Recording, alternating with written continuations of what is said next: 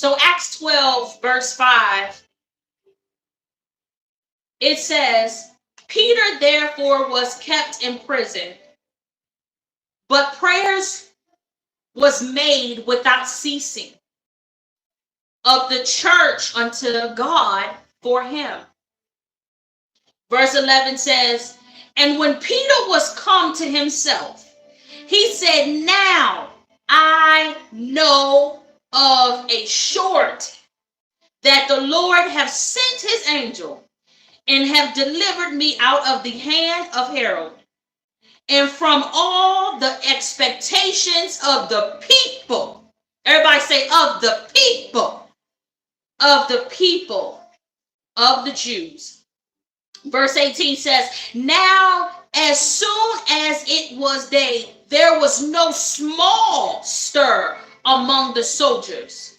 What become of Peter? Okay.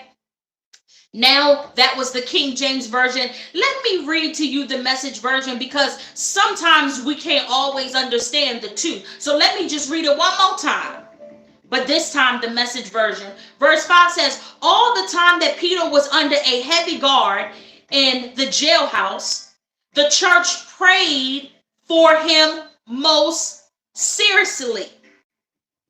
Verse 11 says, that was Peter. That's when Peter realized it was no dream. I can't believe it. This really did happen. The master sent his angel and rescued me from Herod's vicious little production and spectacle that the Jewish mob was looking forward to. Can everybody type? They was looking forward to my demise. Verse 18 says, at daybreak the jail was in an uproar. Where's Peter? That's what it says. It says, where is Peter? What happened to Peter? When Herod sent for him, and they could neither produce him nor explain. Well, Herod then ordered their execution. And he said, off with their heads. So I want to give you a little background really quick. In this particular story, this is about Peter being inside the jail. And he was, let's just say he was in the jail, but it wasn't something that he did. But if you read the previous chapter, it talked about everything that he did do. So when I read the previous chapter and I compared it to this chapter, all I could think was, well, maybe technically Peter was doing all the right things that God was telling him to do in the chapter previous. So why wouldn't something like this happen in the next chapter? Why should we be surprised that in the next chapter, Peter ended up incarcerated? Peter ended up locked up. Peter ended up in a bad position. But let me tell you one thing that I paid attention to the most is it said that Peter was asleep between two of the soldiers that were supposed to keep watch over him. Can I pause for a second and talk to the person who's been losing sleep over your situation?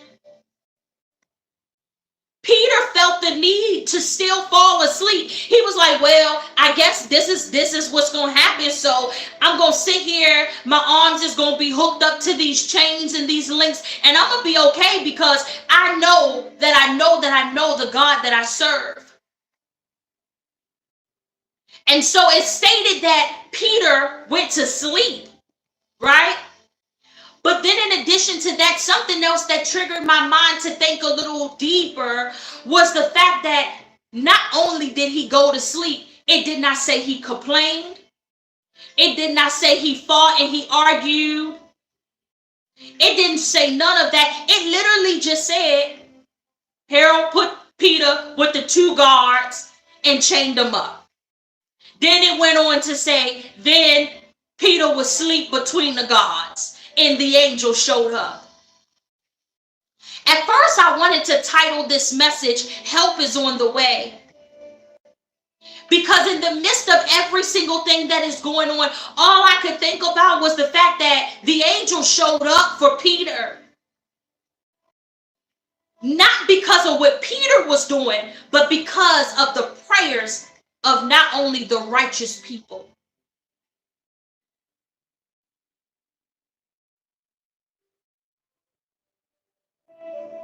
Not only because of the prayers of the righteous people, but also because of the prayers of the people who actually cared for him. Prayers of the people who actually wanted to take out time to say, let's sit still, let's just begin to pray. It wasn't that Peter used his one call. How about that? Peter didn't use his one call. I'm sorry, y'all. Baby, I'm not sure if you are able to see. Okay, thank you. Peter didn't say, okay, so usually what happens is when you get in trouble, I'm only knowing this because we watch shows. I ain't never been in trouble, to God be the glory. But when you get in trouble, the officers say you get one phone call. You just get one. So you got to sit still and you got to think about who you going to call. Like, who am I going to call? Like, I want to call somebody that I know probably can talk to everybody else that I know can help. But I want to make the right call. Can everybody think about that for a second? Do you want to make the, like, if you literally found yourself in a situation right now, would you be able to call somebody that you know you can depend on to help you? Well, Peter didn't think of none of that stuff. It didn't talk about none of that in the story. So I want to talk about 6 different things. I put up 3 fingers. I want to talk about 6 different things that transpired in this story. Okay? So we're going to start off by talking about the rewind. Peter's story gives us a rewind. Looking over Peter's life, he was more like us than you could ever imagine. He had failures just like us. He had doubts just like us. He was someone who did not play just like us. He was known to be a hard worker because, remember, he was a fisherman. He was a family man because you can't be a hard worker and not really have some type of reason to do what you're doing. He was a water walker when everybody was on the boat. Peter was the one that said, Jesus, if that's you, bid me to come. He was a preacher when the time came because it talked about how he gave a sermon. He was a visionary because he was the one who told Jesus some of the things that he seen. He was a writer because he was able to write certain things. But out of all of that, the thing that stands out to me the most was that he had been by Jesus from the beginning. So when we talk about the rewind of Peter's story, we talk about all the things that Peter is. We talked about all the things that Peter has accomplished. Some of them may be good and some of them may be bad. But when I was reading Peter's story, God said, but I need you to talk about the reminder. So Peter's story gives us the reminder, which is number 2, of how people always know your story based off of a movie by another director. Somebody else took the opportunity to tell your side of the story, and everybody is taking heed to the story that was being written about you from their point of view. But God said the director never involved you to get the truth or even your side of the story. How many of y'all have been in a position where God literally has been showing you that people are second guess, or they're judging you, or they're taking your story, but they got a story from somewhere else? The story about you came from somebody else telling your side. They've been going around telling people what you've done, who you are, what you look like, the way you sound, the way you walk. They've been talking so bad about you, trying to come up with a story so that they can give other people a reason to contemplate whether or not they want to be connected to you. Well, our friend Peter, had denied Jesus, even though he walked with him and he talked with him. But how many of us know that we are reflections of Peter? We've seen things that God has done on our behalf. We've walked with him. We've talked with him. Some of us was raised in the church and some of us wasn't. And to tell the truth, it really does not mean that if you were raised in the church, you should have a different outlook than the people who wasn't. That's not the truth. That is far from the truth, because all of us are literally operating based off of who God has called us to be, and we're literally just trusting God along the way. But so many people want to take out the time and they want to point out Peter's wrongs just like they do you. So yeah, today I feel like I'm a reflection of Peter. But just as Peter had the experience of being known and reminded of the mistakes that happened in a season where he may have been afraid, how many of us have been in seasons where we were afraid and it got the best of us? But something that God had begun to show me is it didn't just get the best of you. You were afraid, but it was really a cover-up of a lack of faith. The other day I told my husband, I bust out in tears and I told him, I said, it's not that I don't believe God, I'm afraid. But God showed me, he said, your faith has just been a cover-up of your lack of fear, of your lack of faith. But the thing is that we call the onlookers, they have an expectation of who God is and how God is going to show up in our life. The thing is because of our fear, because of our places of lack of faith, they have an expectation that God is not going to show up. But can everybody take out the time right now and remind the reminders that God got us and we won't fail? Go ahead and type below, God got me and I won't fail, to the onlookers. The next time somebody tell you, well, you sure you want to keep serving God? You know, sometimes things don't always work out. Guess what? God got me. I won't fail. But let me give you the definition of expectation. Expectation means the act or the state of expecting something. It's looking forward to something, or it's waiting for something to take place. Let me give you this in basic terms. Somebody has been expecting you to fail. Somebody has been looking forward to you failing. And some of them have just been waiting for you to fail. They don't care about how much experience you think you got. They don't care about how much God has showed up for you. See, they don't think about all the places and all the things that Peter once was. Do you realize that where I might not have a faith right here, I got faith over here? Because remember, Peter denied Jesus. But do you remember when Peter was the water walker when everybody else was in the boat? Can I prophesy to you today? You've been a water walker when everybody else was sitting still. Lady K, I don't know what a water walker means. That means you've had faith in areas that everybody else have failed at. They're looking forward to you failing, but you've had faith in areas that ain't easy to have faith in. You believe God in areas that most people would have been like, yeah, nah. You trusted God with your children. You trusted God with your spouse. You trusted God with your bills. You trusted God with your sickness that you got diagnosed with. You trusted God with your heart when everybody else broke it. You trusted God to wake you up and help you breathe. Good morning, Nawana. You trusted God in these areas of your life when everybody else was sitting in the boat afraid. And matter of fact, not only did you trust God to allow you or help you be this water walker, but you said to him, Jesus, if that's you, tell me to come. In other words, you didn't just say, oh, that's Jesus out there, let me get up and go walk.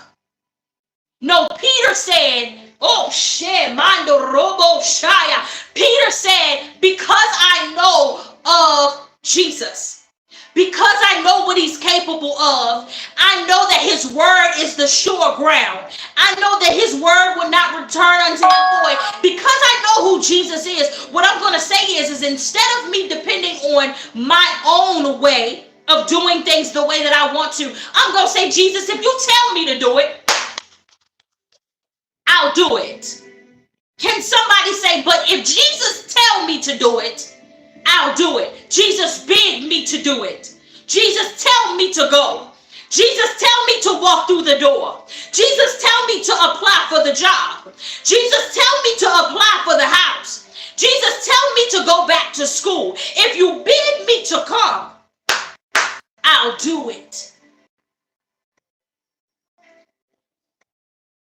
So then God said, let's talk about the review. His story gives us a review of when life mistreats you because of your mistakes. His story gives us a review of when life mistreats you because of your shortcomings, because of your faithless days, because of your lack of showing up when you were overwhelmed, because you were having a moment of insecurity, because you was unsure of why you are the one that's called, and what makes God see the good in you when you could care less about walking upright. There are times in our lives when we got to do a review of when life mistreats us because of the mistakes that we've made, because of the shortfallings that we have, because of days that we are faithless, because the lack of showing up. It has been days, you guys, where I don't want to do nothing because I'm overwhelmed. Have you ever had a time when you were overwhelmed? I don't know about you, but Peter technically should have been overwhelmed when he was in the jail, but he wasn't because he went to sleep.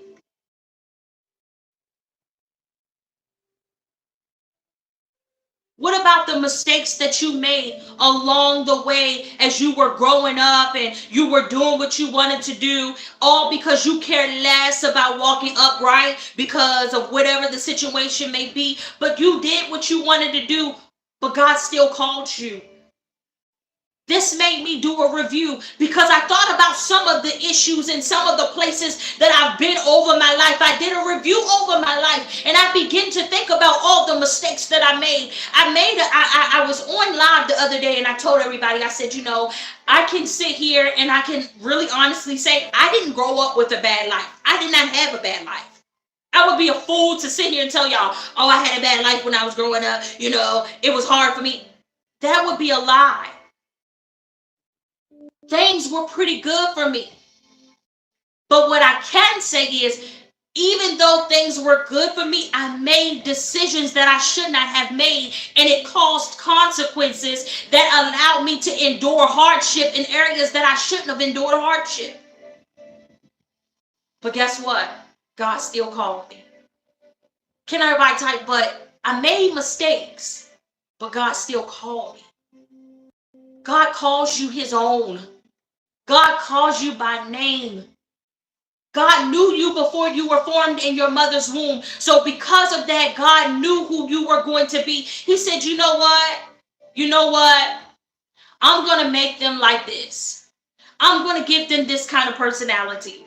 I'm going to make them have a good life. I'm going to allow them. And this is what God does, is he does all of these things and he calls out who you are going to be. And he calls out things and then it takes place.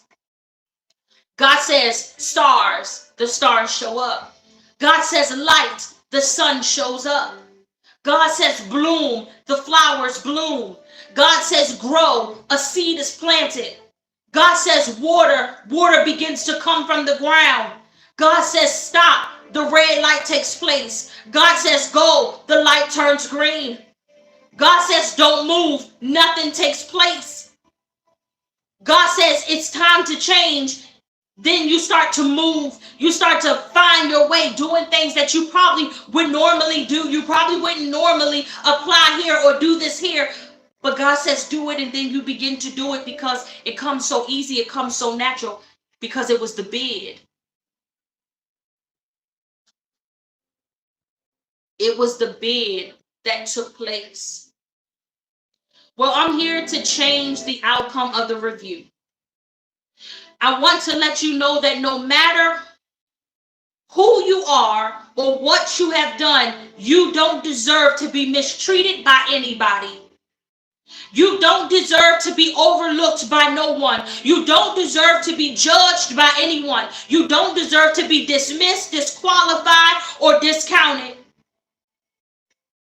And you know what I love about all of that is God will show up when someone wants to disqualify you, dismiss you, or discount you. But God does not just show up. What he does is, and what you're seeing in this story is the promise of God showing up on our behalf in a miraculous way. Can everybody type, he did the miraculous for me? He did the miraculous for me. Let me explain to you what miraculous means. It is the nature of a miracle. It is, period, supernatural. Do you know how many people are in the jailhouse right now praying that God may show up for them? Do you know how many people is hoping and praying that there is a miracle, a sign, and a wonder that takes place? Well, our friend Peter got the chance and the opportunity to see that happen because the angel showed up for him. Number 4, everybody type number 4. His story gives us a reunion. When life has a way of giving us the business of experience, it can be hard not to feel defeated or not to feel lost in your thoughts of what's next. Listen, y'all, the thing about life is it will cause you to go and think about things over and over and over and over and over in your mind. I am one that seems to have it's almost like my mind has a whole nother thing going on. I can see what's going on in front of me, but it's a whole nother thought process that is taking place behind the scenes. When I begin to think about the things that are going on and, well, what if this go wrong? And I'm an overthinker. I will say, what if this go wrong? And how about this? And what if this happened? Well, if this happened, then this is what's going to, and I'm constantly thinking. But this story shows me that Peter didn't care. Peter was asleep. Peter said, you know what? Peter, listen, y'all, let me tell you something. I love my husband. When I tell you I love my husband, the thing that I love most about him, when I'm like, I don't know what's going to happen, how this going to take place, my husband be like, I'm going to sleep. It shows me a version of Peter. Peter was able to go to sleep and say, I let tomorrow worry about itself. Ain't that what the word says? The word says that tomorrow has its own problems. I'll let tomorrow worry about itself. That's what Peter did. So his story gives us a reunion. When we are going through it, it is so easy to drop the ball of what we already know God is capable of. When we are going through it, it is so easy to not believe, even though you already seen God do this, and this, and this. It's so easy.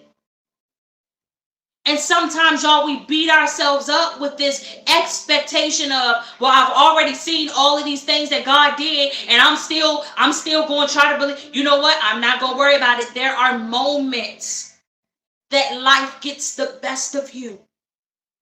And you have moments. And in this story, or the story in general of Peter, what I love is Peter's story shows us ups and downs. There are times that Peter was an amazing fisherman. He didn't have no down moments of being a fisherman. Yeah, it was probably times that he didn't catch a good catch, but he knew. I'm sure when it was time for Peter to give the sermon, he did it without flaws. He didn't care about what people thought. He preached the word of God and he called it a day. I'm sure that in the story of Peter, whenever Peter needed to do certain things and he was overwhelmed, we seen it. We seen him being overwhelmed when he denied Jesus. He was afraid, and so many of us beat Peter up about that story. There are still preachers today that preach about Peter denying Jesus. They're like, but this is what he did. And I'm like, but do you realize what else he did? Somebody on the other side of this screen may be thinking today, why do it seem like you are being repetitive? Because I want you to understand you've been beating yourself up too much about moments when you doubt, about moments when you're afraid, about moments when you've made mistakes, about moments when you've been so hard on yourself. And God is saying, why are you so hard on yourself? I know what you are doing. I see your heart. I see what you are capable of. And just because you had a moment of an insecurity, I'm not going to beat you up. I'm not going to throw you away. I'm not going to throw in the towel on you. I'm literally going to continue to love you. And I'm going to continue to trust that who you are. Because remember, I created you. Peter was created by God. His deficiencies was created by God. His insecurities was not created by God. His insecurities was created by life experiences. But just because you went through a deliverance session, just because you feel like you've been healed, just because you feel like you've been set free, does not mean you're going to always be like that. There are going to be moments that you are going to be afraid, and God is saying it is okay. That's when I'm here to send help.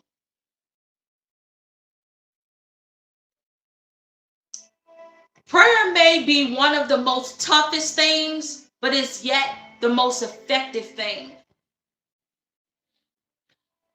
In this story, there is a servant named Rhoda. Her name is Rhoda, right? And in the story, the servant Rhoda, as the people were praying for Peter, and Peter comes and he shows up after the angel did what he did. The angel, we're going to talk about that next. But after the angel got him loose and he went about his business, right? And what happened is after he went about his business and Peter went straight to the house and he knocked on the door and here come the servant Rhoda. Oh my God, it's Peter. What do you think she did?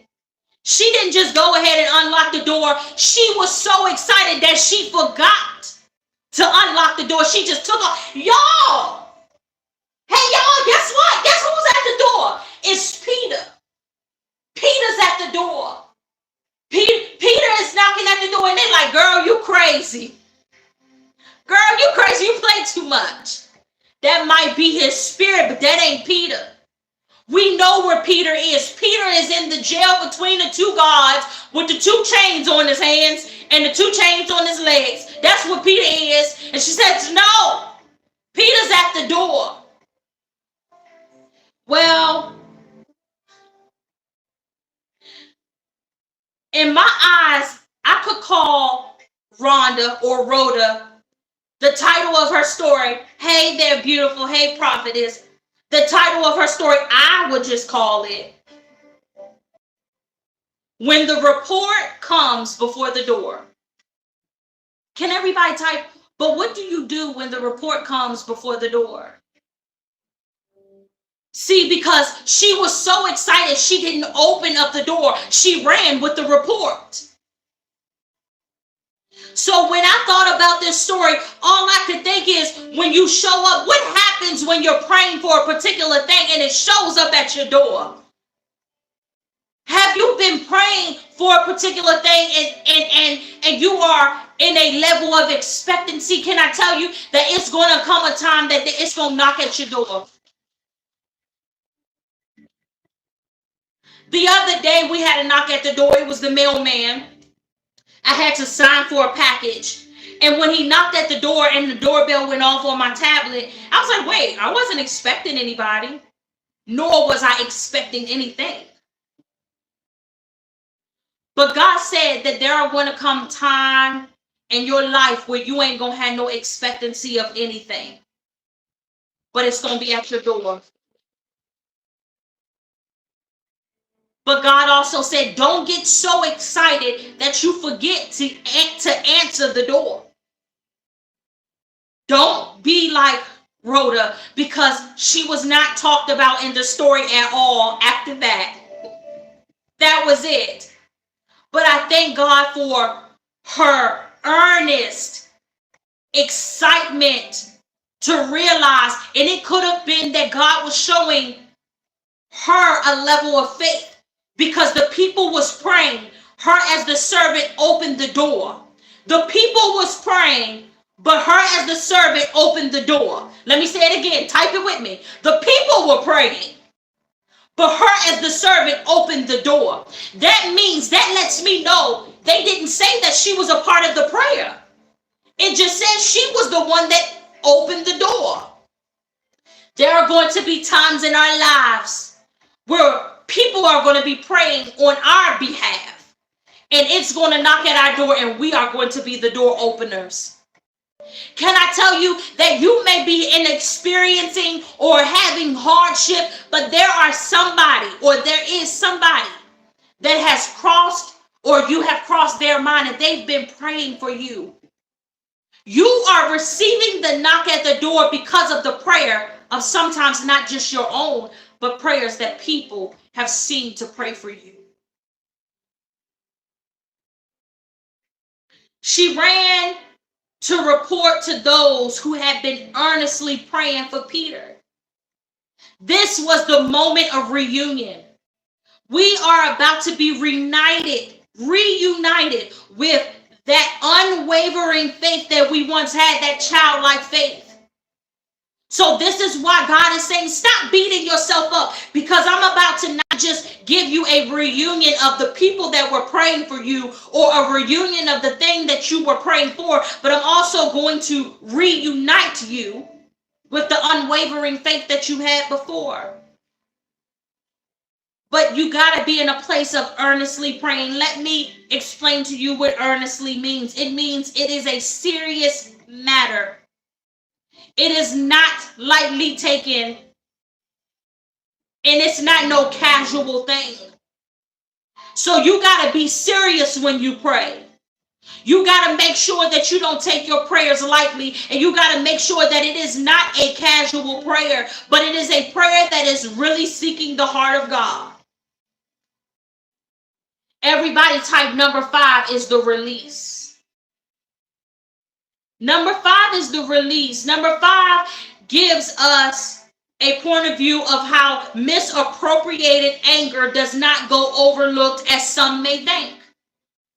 Some of you have been appropriated. Some of you have experienced misappropriated anger, meaning somebody has talked down to you. Somebody has made you feel like you're not worth anything. Somebody has made you feel pointless. Somebody has made you feel inadequate. Somebody has made you feel like you were not enough to do this. Somebody has made you feel like you aren't called. Somebody has made, whatever the insecurity may be today, God said you are about to get a release. It's not your fault that they gave you a level of misappropriate or misdirected anger. In this story, King Harold thought that his injustice way of treating Peter was going to be just as he hoped for. He thought it was just going to go ordinary. He thought it was just going to be like, okay, the people was excited when I outed with his brother, so now I'm going to do the same thing to him. And I believe the people are going to be excited. But let me tell you, you can call your soldiers. Everybody type, call your soldiers. You can chain me up. Everybody type, chain me up. But what you got to fail to realize is when you have anger towards me, God will send help. Because remember, the word says that we don't wrestle against flesh and blood, but we are wrestling against principalities. So you can call your soldiers. You can chain me up. You can do whatever it is that you desire to do, but it ain't going to stop the will of God. The two soldiers was meant to watch him, and yet he was also bound by two chains. This is what I don't understand. When you think about the jail, it is not people inside of their cell chained up and they got individual guards. So this lets me know it must be something special about Peter that he got guards. Have you ever took in consideration that there are special, there are special demons that have been assigned to you because of who you are? I bet you wouldn't have never took in consideration that there are demons that are assigned to your name. Those demons was told, sit there and watch him. Sit there and watch her. Don't let them out of your sight. And what I'm thinking is, the dude is chained up. How far is he going to get? How far is he going to go? He's chained up. There are chains on his hands. There are chains on his ankles. Where he going to go? And he's behind the cell doors. Where can he go? How many of y'all have been chained up by life? How many of y'all have had your hands tied with situations that you really thought that you can probably get out of because you're good with your hands, but your hands has been tied up? How many of you thought that you would be able to go where you wanted to go and do what you wanted to do because your feet is the way that you get to where you go, but your feet been tied up? Can I tell you, it just may be because there are demonic forces that have been assigned to you, directly to you. They ain't assigned to nobody else. They like, listen, I already know what Pastor Levi, Apostle Levi is capable of. I know what Jordan is capable of. I know what Deani is capable of. I ain't worried about them. But that one, and the enemy is saying, I don't care nothing about so-and-so, Luke, John, Mike, Matthew, all of them. I don't care about them. But you type your name. Type your name. Type your name. Miss Shantae, he's worried about you. Apostle Levi, he's worried about you. Jordan, he's worried about you. Deani, he's worried about you. Shania, he's worried about you. Nawana, he's worried about you. If I don't see your name, then I can't call it out. But I'm telling you, he's worried about you. Miss P, he is worried about you. He is worried about you. That's why he's assigned to particular forces to be connected to you and watch you at all times. That's why. But let me tell you something. You can do what you want. You can send your soldiers. You can chain me up. But there's an angel that God has assigned. Everybody type, you have assigned something just as God did. There's an angel that's assigned as well. And when the angel stepped in to rescue him, he started with a struck. Let me pause for a second. Let's talk a little bit about the rescue and about the struck. The definition of rescue is to be free from confinement. Rescue means to be freed from danger, to be freed from evil, to be taken back, to be taken away. I'm taken back. I'm recovering, to be delivered, to be redeemed, to be reclaimed. So God is saying, oh no, you're not going to confine my child. Oh no, you're not going to put my child in danger. Oh no, you are not going to send your evil demonic forces for my child. I'm taking my child back. I'm recovering my child. I'm delivering my child. I'm redeeming my child. I'm reclaiming my child. God is reclaiming you today. God is redeeming you today. God is delivering you today. God is recovering you today. God has taken you back. You are no longer a part of being confined. You will no longer be in a place of confinement, because God is saying, oh no, what you thought you was going to do with my child, I got something for that. Come here, baby. I got something for that. But let me tell you about the struck. It is affected by something when you are overwhelmed. Let me tell you something. In this particular story, Peter was asleep. The angel showed up. He said, man, get up. Peter, get up. He said, Miss P, get up. He said, Jordan, get up. Deani, get up. Apostle, get up. Shania, get up. That's what he said. He said, get up. You know why he said that? Because he's letting you know, I'm on guard. I'm on guard. I'm doing what the Father has sent me to do. I have a job to do. I have an assignment to do. My assignment is to come in and to rescue you. So he taps him. He strikes him. He said, get up. In my mind, it ain't say what he hit him with. So I was thinking in my mind, I don't know why, but I automatically assumed that he hit him with a stick. He got this huge stick or this huge sword. I'm sure he tapped him with some, get up, Peter, get up. And then he said, get dressed. Put your sandals on. I'm going to watch while you get yourself together. Everybody imagine, oh shit. Imagine the angel that came in to rescue you, being on guard. Matter of fact, I'm about to turn around so you can just see my back. Go ahead, get up, hurry up, get dressed. Put your shoes on, put your clothes on, get up, get dressed. I'm on guard, I'm going to watch out. I'm going to make sure everything that's over here is not going to affect you. Matter of fact, the guards are sitting there, they doing whatever they doing, but I'm on guard right here. I dare a guard to come up to me. I dare another person to come up to me. I dare something over here to come up and disturb the job that I've been sent to do. And if it does, I'm going to end it right there. Can you imagine? Can you imagine the responsibility of the angel when he was on guard? When he was watching, because his job was to make sure you was number 5, released. You are being released today. You are being released. So sometimes in order for you to be rescued, you got to take a hit. Everybody type, I had to take the hit. I had to take the hit. See, it hurt. The hit hurt. But I guess we had to take the hit.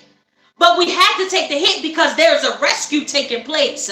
So, oh shit, mando robo koshaya. All I could see in my mind right now is almost somebody grabbing the hand of you and literally dragging you out. You might hit your head on some walls. You might hit your arm. Your leg might get stuck. Something may take place. You might get hurt along the way. But the job is for you to be released. Take the hit. I know it hurt. I know it hurt. I know you don't like it. I know it feel uncomfortable right now. But just take the hit because you're being rescued. Take the hit. Just get up. Just follow the instructions. Get dressed. Put your sandals on. Take the hit. Technically, he ain't even really have to give him the opportunity to get dressed and put his sandals on. He could have just snatched him out. But he gave him an opportunity. And in my mind, all I could think is, while he was getting himself dressed, what was he thinking? Because me, somebody show up and say, I'm about to come save you. Get your sandals on, get your shoes. I'll be like, Dad, God is so good. Oh my God. I wasn't expecting this. Oh, okay. How long? I mean, I don't even care about the shoes. Let's just go. I'm tired of being here. So somebody type, sometimes there's a struck that comes with the rescue. The last one is number 6. There's a reward. Lastly, his story gives us a reward. John 14:12. Everybody type 14:12. John 14:12 through 11. It says, believe me, I am in my Father, and my Father is in me. If you can't believe that, believe what you see. These works. The person who trusts me will not only do what I am doing, but even greater things, because I am on my way to the Father. I'm giving you the same work to do that I've been doing. You can count on it. From now on, whatever you request along the lines of who I am and what I'm doing, I'll do it. That's how the Father will be seen for who he is in the Son. I mean it. Whatever you request in this way, I'll do. Can I let you know today, the reward is God trusting us just as he trusted Peter to continue the work that he started. Only because of those final words are, whatever you request in this way, I'll do it. You are a reflection of grace, a reflection of mercy, a reflection of love.